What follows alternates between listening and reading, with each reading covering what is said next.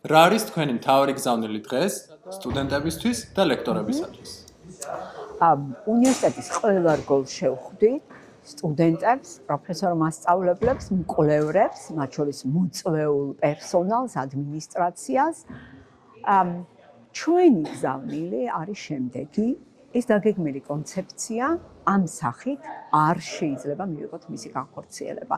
ის ეწინააღმდეგება როგორც ქართულ საგანმანათლებლო ტრადიციას, უმაღლეს საგანმანათლებლო ტრადიციას, ჯავახიშვილის ტრადიციას და ჩვენ ამას ვერ დავუშვებთ. ცინიკურია ჩვენთვის აი ის მიდგომა, რომ თურმე თბილისის ცენტრში უნდა გაიყიდოს საუნივერსიტეტო შენობები და ამით უნდა სამომავლოდ რაღაცა ტიპის საგანმანათლებლო სისტემა აშენდეს რუსთავში, მაშინ როცა გუშინ წინ ინფრასტრუქტურის მინისტრი გამოვიდა და გამოაცხადა, რომ 214 პროექტიდან 161 ან ვერ განხორციელდა, ან ხარვეზებით განხორციელდა და მილიარდობით ლარი დაიხარჯა ამაში.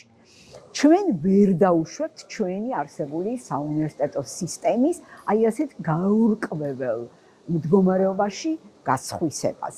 ასევე არანაირად არ ვეთანხმებით იმ იდეას, რომ თურმე ჭარბი კონცენტრირების პირობებში, კი, თბილისში ნამდვილად ჭარბი მოსახლეობაა კონცენტრირებული, მაგრამ თურმე აი ამ ჭარბი კონცენტრირების პირობებში უნივერსიტეტმა, ქვეყნის მთავარმა საგანმანათლებლო სისტემამ ადგილი უნდა დაუთმოს კერძო ბიზნესს, რომელიც მაღალსართულიან შენობებით შეცვლის უნივერსიტეტს.